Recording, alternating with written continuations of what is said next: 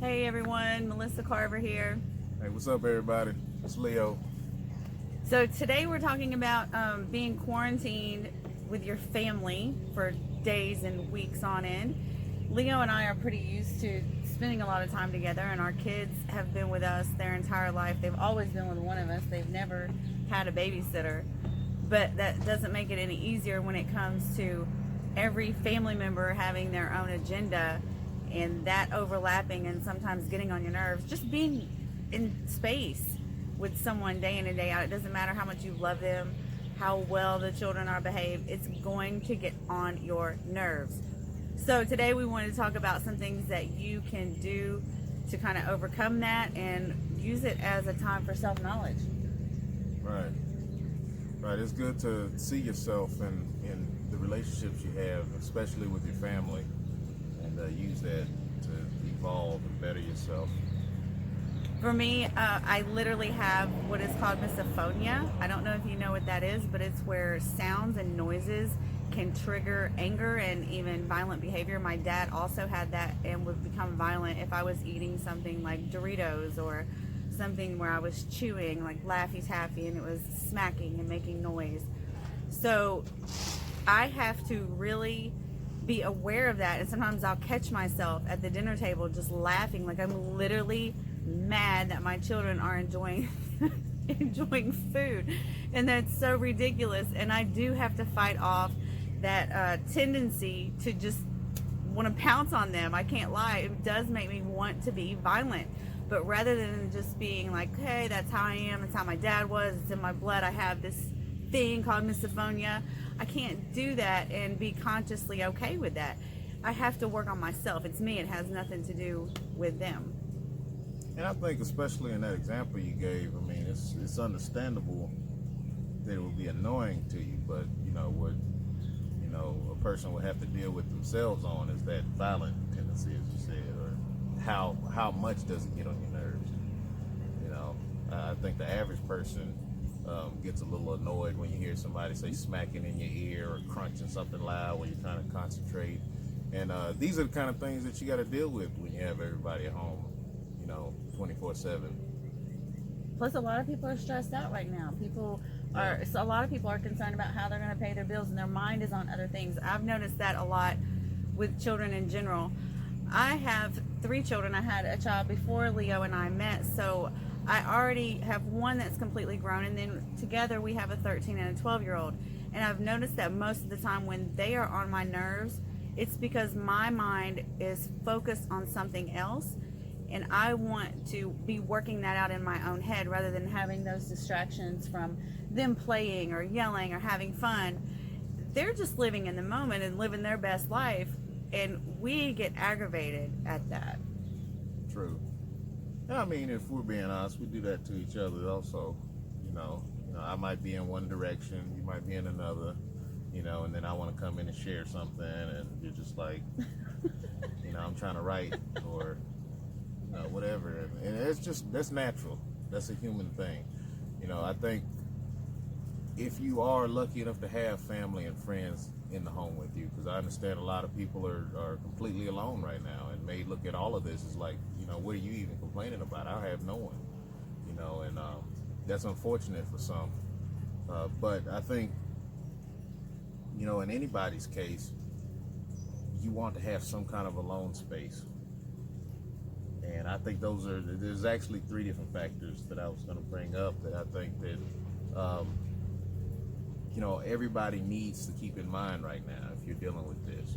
And that's space being one, patience, and communication is key. Definitely communication.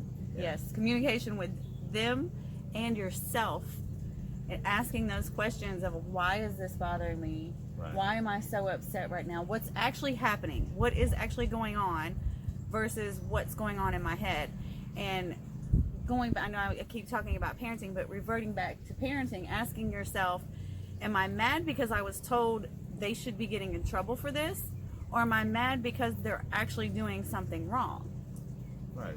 And sometimes it can be a mix of both. It's just about our reaction to it. I know at least within our family, we both try to be good about monitoring it encourage others to do that as well. Like, know when you're tripping. You know, like, okay, yeah, they're doing something annoying, but it's just annoying. It's not wrong. It's not bad. Yeah, it's not bad. Right. You know. Right. And I think our parents' generations, and especially our grandparents' generation, Oh yeah. they didn't even want to deal with any type of that, annoying. no. There was no being in the room with adults. There was no getting in on adult conversation. Yeah. There were was times the kids weren't even allowed in the space. Right. You know, don't even come in here till I'm done. Right. You know. And definitely no screaming and yelling and wrestling. Our kids like to wrestle, play wrestle, and fight. And they enjoy that so much. But sometimes there are some high-pitched screams going on with that. And sometimes they do get hurt. And it evolves into other things. But we have to allow them to enjoy their time as well. If our mind wasn't so focused on quote-unquote responsibility, and there are real responsibilities that we do have to handle, but if our mind wasn't so much on that, how often would we be right in the mix playing Right. and wrestling with them, or doing our own version of that, even if it wasn't, Right. piling on the bed and throwing each other around, which we do that do that as well. He's wrestled and thrown them across the room since they were one, probably. Yeah, that's probably my fault, really, that's something they enjoy so much. But, you know, speaking of, I have to kind of keep that in mind. You know, when they're getting on my nerves now that they're teenagers doing it, it's like, well, you know, that's all you did You with them created to this play. beast. You know, up until they were, 7, 8 years old, that's what you did with them. So that's Right. what they like to do. And speaking of creating those beasts, that's another question that we have to ask ourselves. What type of behavior did I encourage or allow at a younger age that now I have a different opinion on? Mhm. So having those, like you said, that there was real conversations with them, like, look, this is getting on mommy's nerves. I really am fighting myself. I'm wanting to whoop you right now, but I'm not going to, because I decided that I'm going to stop that behavior. I'm not going to continue that type of action Right. just because that's what my dad thought was okay. And if you choose to spank, I'm not judging you for spanking. What I'm saying is mine was a step further than spanking. And for me personally, I feel that I would probably do the same if I started one type of hitting. I'm not sure that I wouldn't take it too far. So I have to not do that myself. Right. And that's what it all boils down to, is balance and knowing yourself. You know, that's key to everything in life, and especially when dealing with other humans. It's just like, know yourself. Check yourself. And be okay when other people check us. I know when we Right. first got together, Leo didn't necessarily like if I would check him on something. But now, I mean, we've been together for so long, he's evolved as just a person in general that it's completely different now. And we can check each other and say, hey, you're doing that thing, or what's really going on with you, or do you need some alone time? And that's okay. Like you said, take that alone time. Go meditate. If you're in a small space, you're in a small apartment, maybe just stepping outside the door for a little while. Right. Yeah, I mean, everybody has different needs, and I know personally, I am a Kapha. If you're familiar with Ayurveda and with the doshas, so that makes me, I crave social interaction sometimes, but I also want to retreat.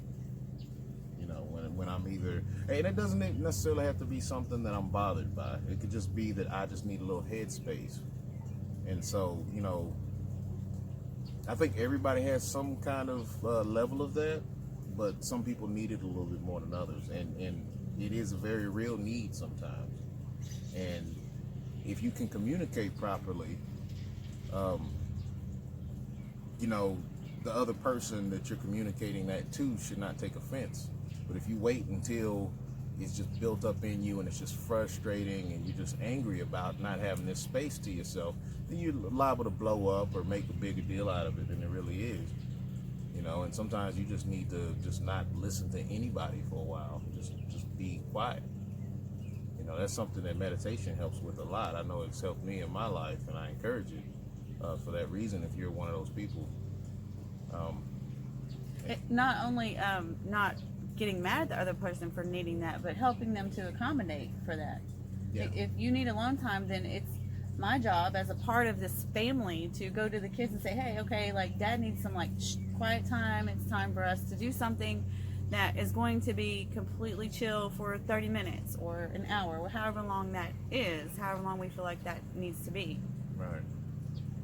And you just have to know not only yourself, but the others in your family. You really do. And the longer you're together, and this also would apply to roommates or any other kind of living situation, but when you're dealing with other people, you just got to kind of actually get to know those people so that you know how to interact with them in harmony. On a deeper level. On a not, deeper not level, the surface level, you know, yeah, Right. I know this person, but have you really asked those deep questions? Right. And know what their triggers are and, you know, their likes and dislikes. You know, it's not to say that you should go out of your way to necessarily cater to those things by any means. Be true to yourself, but, you know, it makes it easier on you if you know what's going on. Right. You know, Understanding, having an understanding. And then we don't get our personal feelings hurt right. so much either. We don't take it personally like, oh, what did I do? Right. Yeah, that's important. So let us know in the comments some things that you have learned about yourself and your family. We will see you all next Sunday. Bye.